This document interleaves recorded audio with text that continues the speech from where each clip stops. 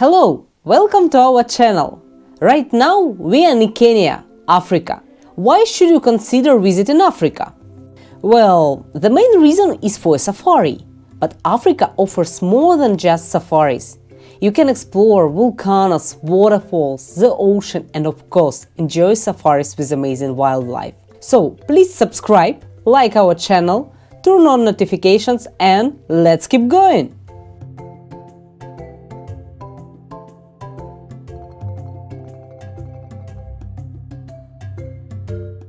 If you are planning your first trip to Africa and aren't sure where to go, it depends on the type of vacation you want. If you are looking for a beach holiday with tropical fruits, places like Zanzibar or Mombasa in Kenya are great options. However, if you are keen on going on safari and seeing animals, I recommend choosing either Kenya or Tanzania. These countries offer incredible safari experiences.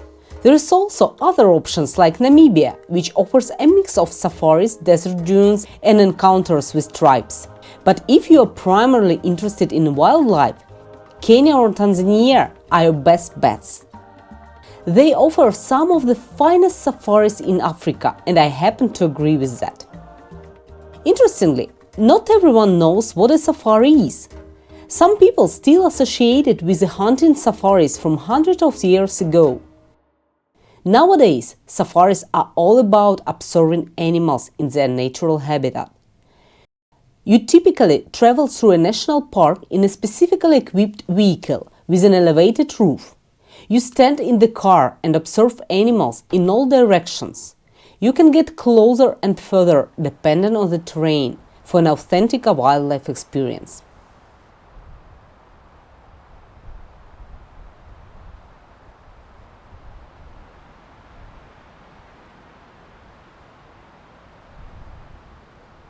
Now, if you have decided to go on a safari in Kenya, how do you get there?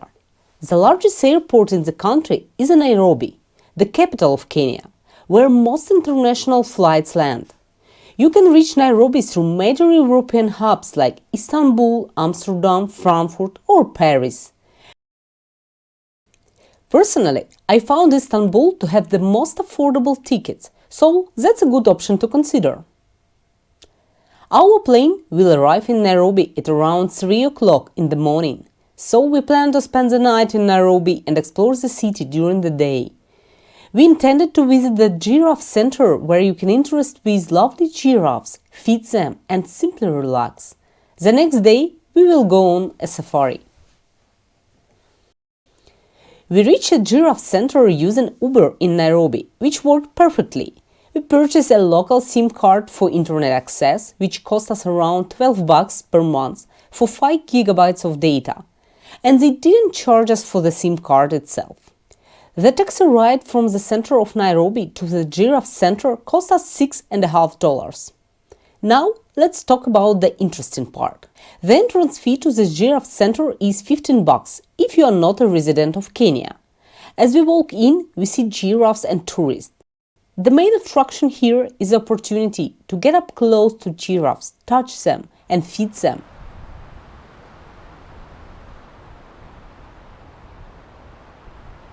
They provide you with dry food to feed the giraffes. It's not their main diet, but more like vitamins.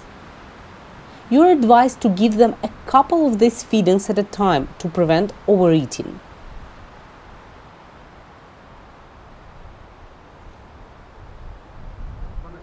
One at a time.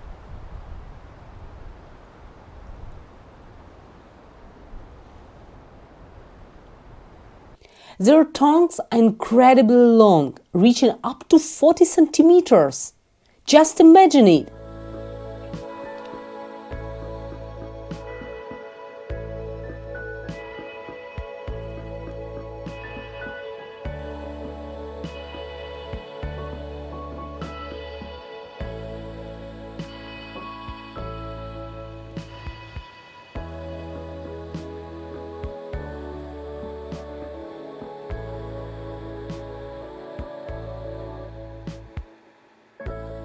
After visiting the giraffe center and spending around 40 minutes there, including feeding the giraffes, there are not too much else to explore. You can get a close look at the giraffes, and in the distance, you can spot a hotel that costs $500 to $700 per person per night. There is a chance that giraffes may peek through your window during breakfast. Feeding the giraffes by hand is a truly awesome experience. We decided to purchase some fruits. They had a variety, including pineapples, papaya, mangoes, watermelons, melons, bananas, passion fruit, avocados, and more. Small avocados cost about 40 cents, while slightly larger ones are around $0.50. We bought 5 sweet and tasty mangoes for just $1. Kiwano, also known as a horned cucumber, is said to have a flavor that's a mix of cucumber and banana. We are going to give it a try, and the local mentioned it's great for your health.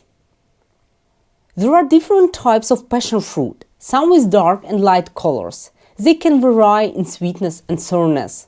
The price for a grid of passion fruits is $2, which is quite affordable. Pineapples cost $1 per kilogram, and papayas are similarly priced, or even cheaper if you found ripe ones. When buying fruits, it's essential to consider the type of market you are in. In tourist markets, avocados can be quite expensive, but you can explore local markets or ask your guide for better options. We went to Kenya for a safari. And here you can see a lot of animals, especially big five: lion, leopard, elephant, buffalo, and rhino. There are also other animals like antelopes, giraffes, gazelles, hyenas, and vultures. The most impressive sights are the predators hunting and the large herds of animals like wildebeest and zebras, which can number in the hundreds or thousands. Next, we reach a large rift valley, which is like a huge crack in the earth stretching among 10,000 kilometers from Mozambique to the Red Sea. The cliffs here are very tall, reaching up to 800 meters in some places, creating steep walls. The view is breathtaking, and all jeeps on the way to Masai Mara Park always stop here.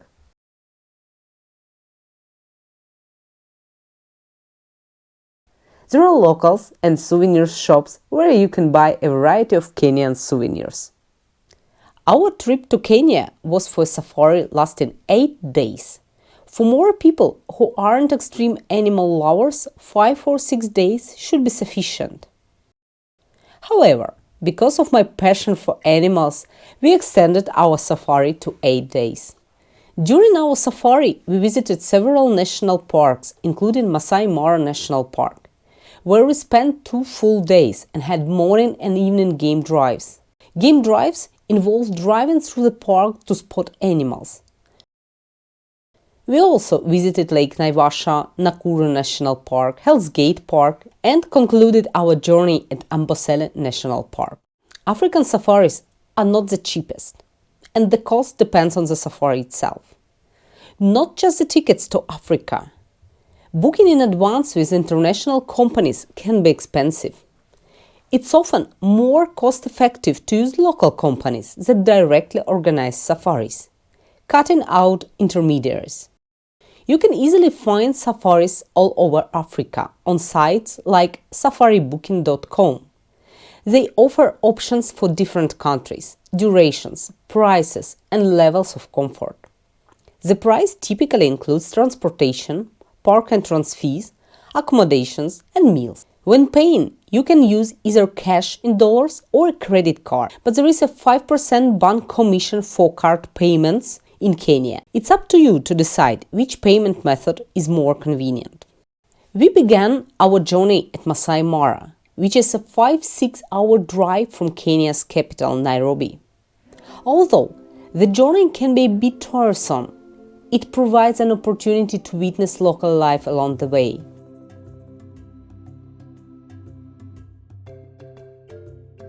We spotted wild beasts, zebras and warthogs before entering the park.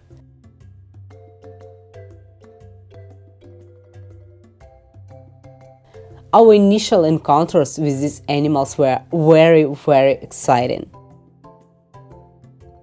Upon reaching Masai Mara, we arrived at the campsite where we would be staying. Most accommodations in this area are campsites. These campsites have stationary tents, some with added roofing, large military-style tents, and a small section with facilities, including a shower and a toilet. Tent has 1 or 2 beds, and there was a window with a mosquito net to prevent mosquitoes.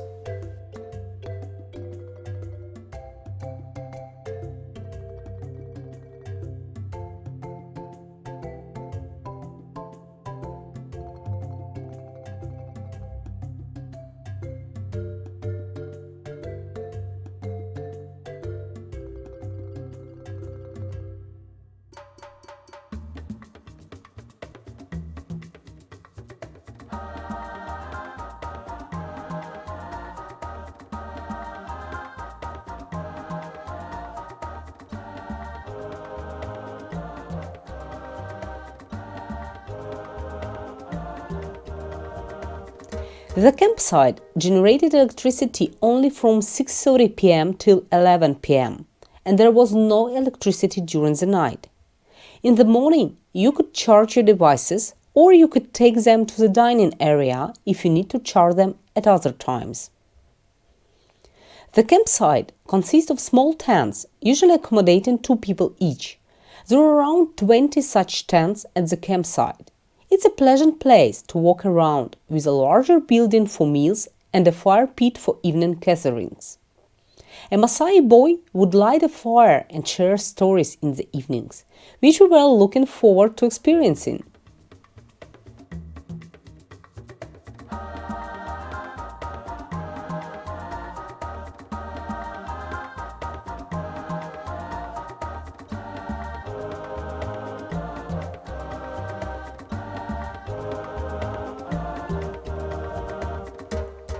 On our first evening, we went on a game drive for a few hours before sunset. This time is great because predators become more active and the weather is cooler.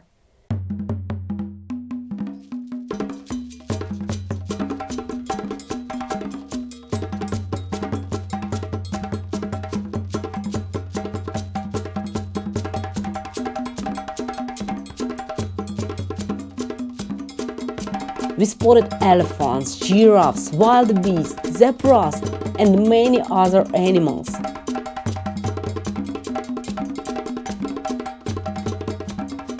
The following day, we embarked on a full-day safari, starting at 6:30 a.m.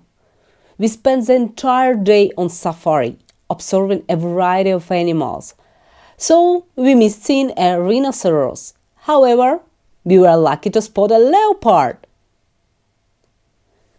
During our safari, we witnessed giraffes, hyenas eating a wildebeest, lions feasting on a wildebeest, and cheetahs taking a break.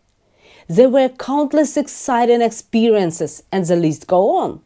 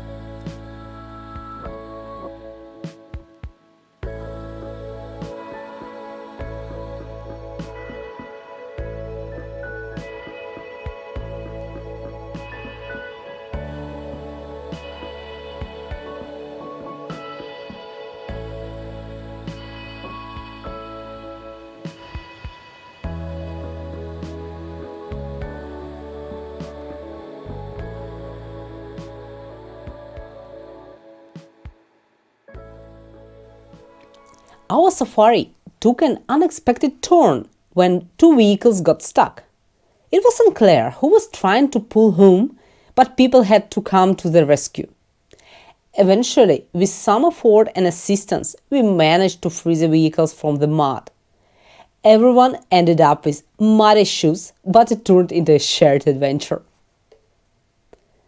After spending 2.5 days in Masai Mara, we continued our journey. However, I nearly forgot to mention a mandatory part of the Masai Mara experience, a visit to a Maasai village. We took a walk to the Maasai village, led by a couple of Maasai. The son of the tribal chief gave us a tour. The Maasai welcomed us with a traditional dance, showcasing their unique culture.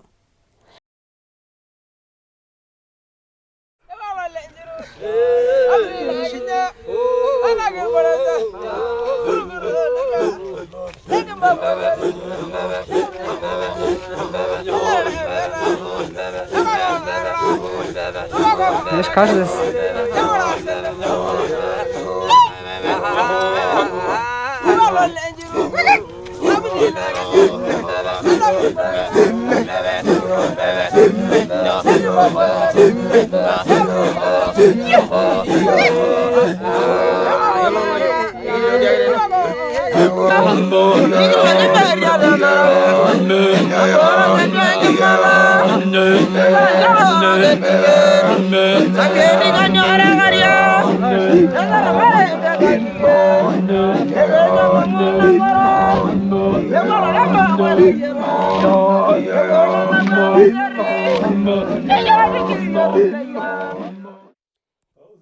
In this tribe, women are responsible for building houses, while men rest and participate in lion hunting once in their lifetime. Lion hunting is a rite of passage. To make a fire, they use a tree that contains essential oils, requiring multiple people to keep the fire going. They must prevent the tree from cooling down.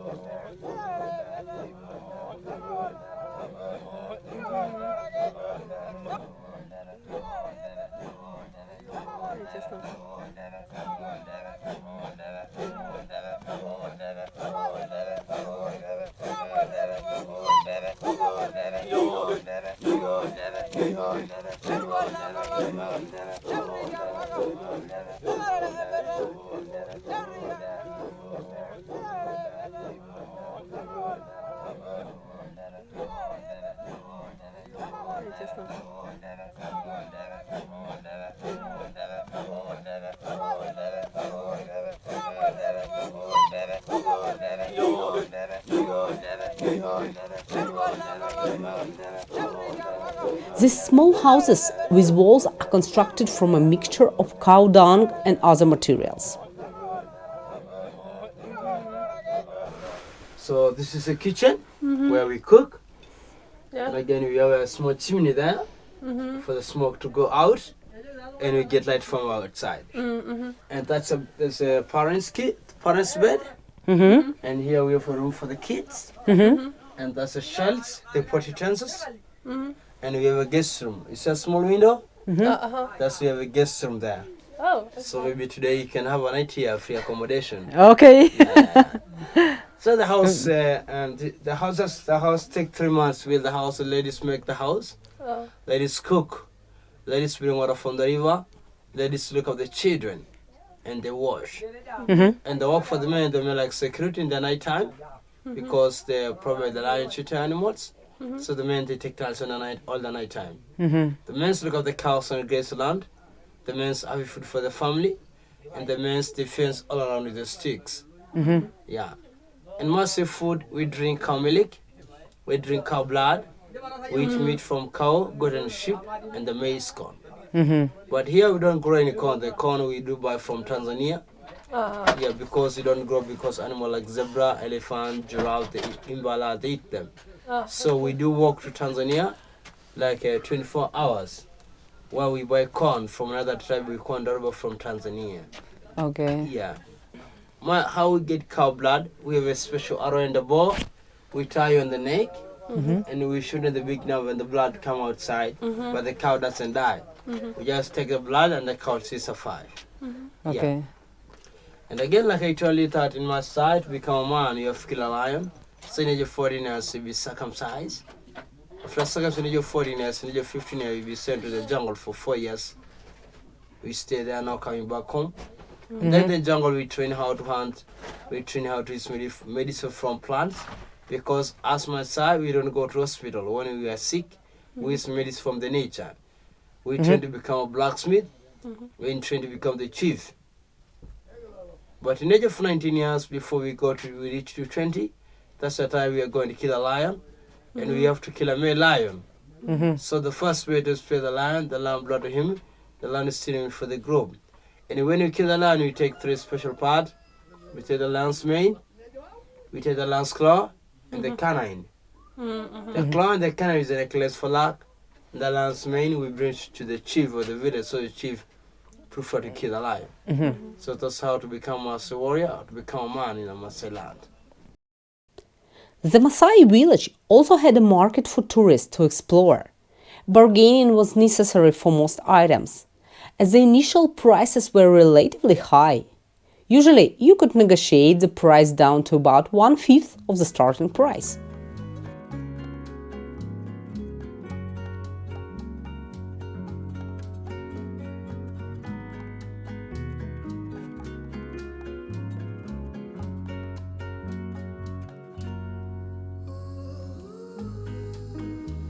Next, we head to Lake Naivasha, which is about 5-hour drive.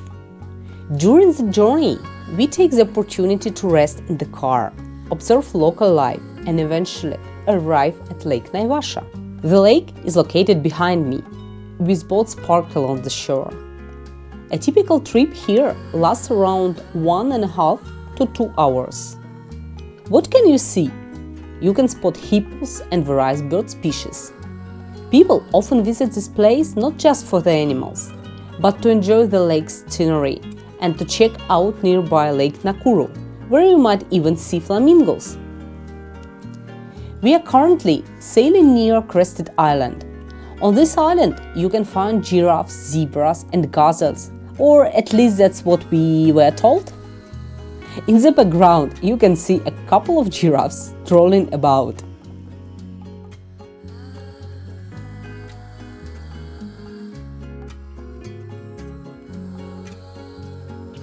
Lake Naivasha has changed quite a bit since our last visit 5 years ago.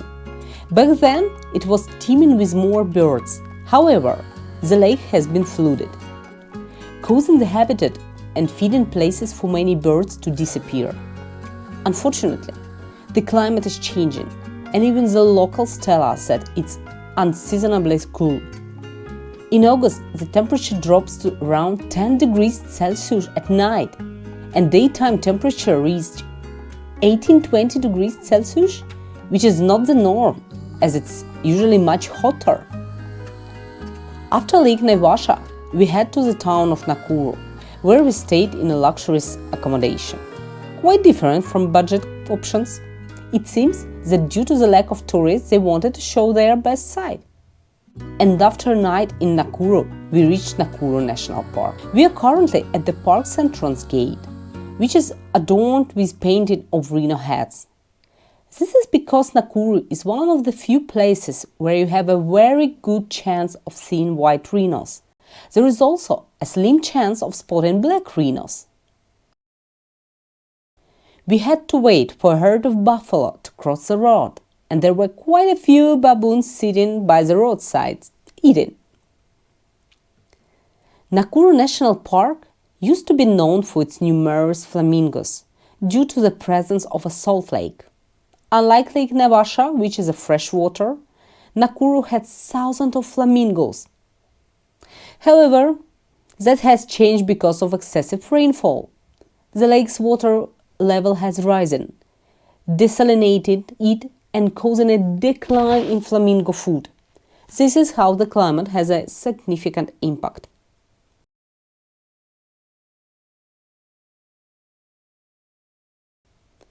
Next on our journey is a Hell's Gate National Park. What sets it apart is the option for walking and cycling safaris. Why is this possible here and not in other places? It's because there are hardly any predators in Hell's Gate. The most dangerous animal here is a buffalo, which is herbivorous. Unless you try to approach them, you're likely safe. The park allows entry on foot, by bicycle or by car. We chose to go by car due to time constraints, and we had to reach Amboseli National Park by the end of the day.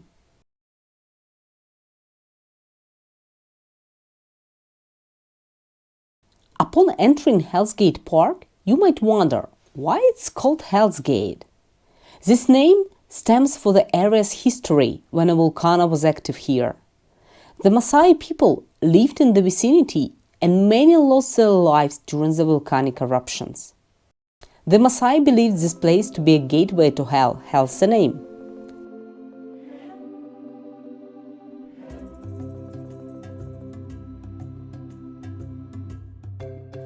The landscape is a reminiscent of Iceland, with hexagonal columns, although they are most weathered.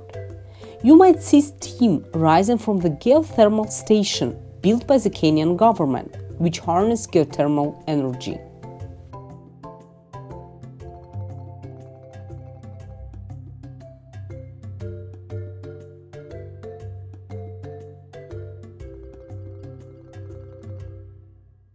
Here we came across a hot spring and a cold water waterfall. You can take a dip in the hot springs and then cool off under the waterfall.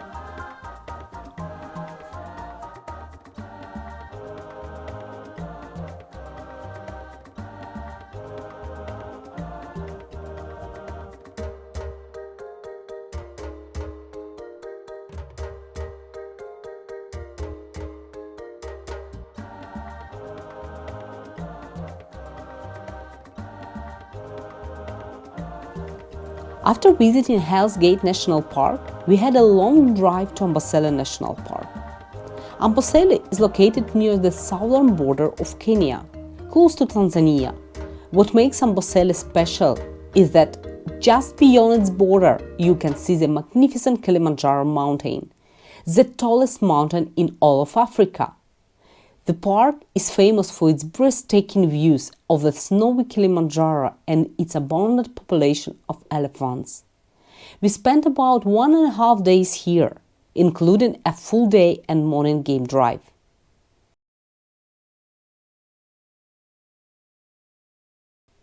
Amboseli offers a more lush and green landscape compared to other parks, creating a unique atmosphere. The park is home to a large number of elephants, including some with massive tusks. One remarkable aspect of Amboseli is the opportunity to observe these magnificent creatures up close. Mornings are a crucial time in the wild. For some, it marks the start of the day, while for others, it's the end of life. We witnessed a lion family feasting on a zebra they had killed. This filled up them so other herbivores could feel safer for the rest of the day, knowing that this lion family was not going to hunt again soon.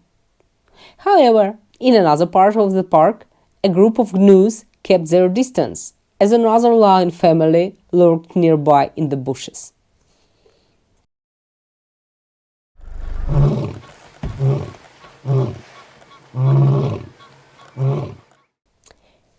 In the heat of the day, elephants often seek relief by cooling off in near water sources. They frequently take to the water or simply rest in it, using it as a shield against the sun and insects.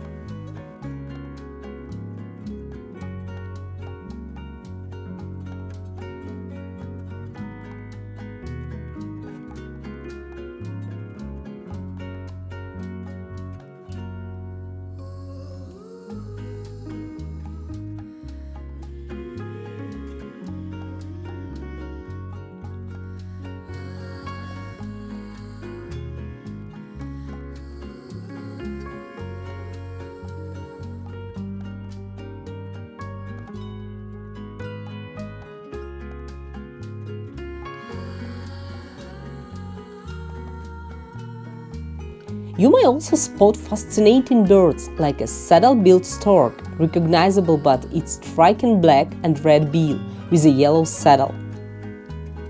Elephants occasionally block the road, and you can't do much about it. They are powerful enough to overturn a vehicle, so keeping a safe distance is wise. Our safari encountered a few unexpected pauses. In Masai Mara, cars got stuck in the mud, and in Amboseli, we had a flat tire. During the lunch break, we ventured to Observation Hill, a popular spot for lunch in Amboseli Park, where many tourists gather. It offers some shade and there are restrooms facilities.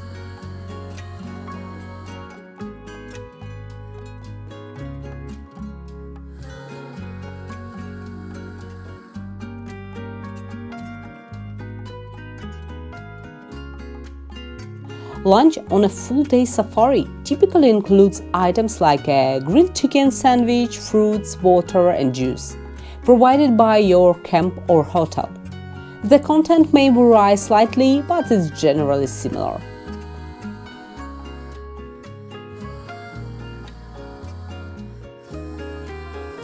We were treated to a splendid view across Amboseli savanna, which was adorned with colorful birds, hippos and zebras.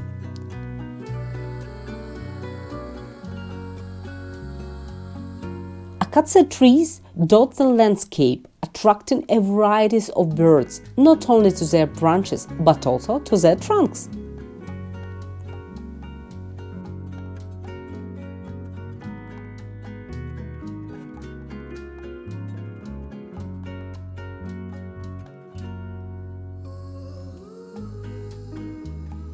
Our accommodation in Amboseli included bungalows and tents, with each bungalow featuring a small terrace with a table and chairs.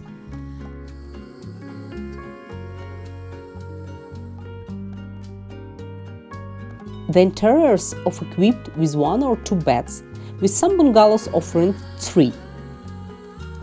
Basic amenities for making tea and coffee are also provided, as well as private shower and toilet facilities.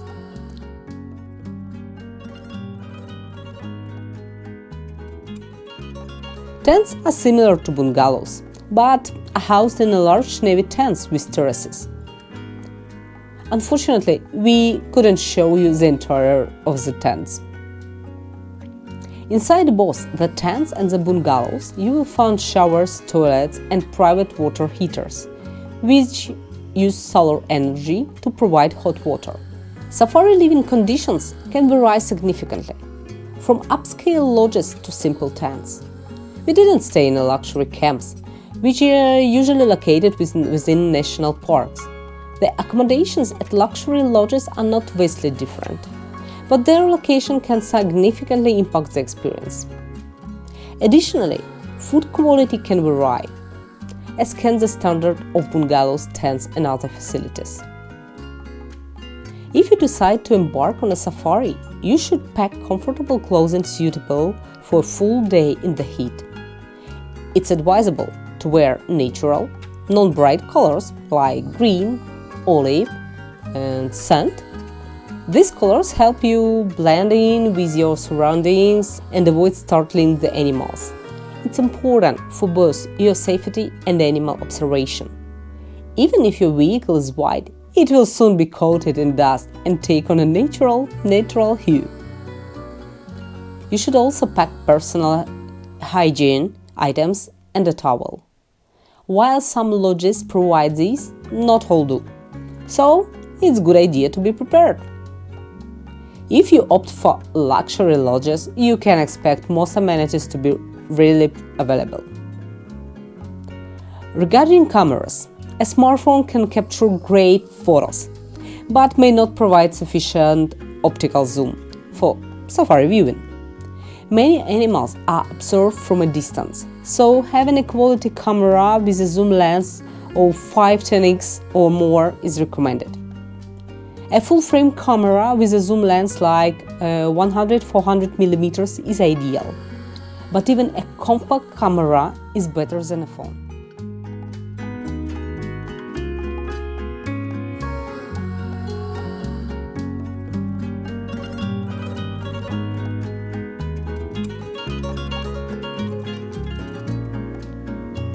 As we wrap up our journey through Kenya, I want to thank you for being part of this adventure. Share your favorite moments in the comments, and if you enjoyed the trip, consider subscribing for more travel vibes. Until next time, happy travels!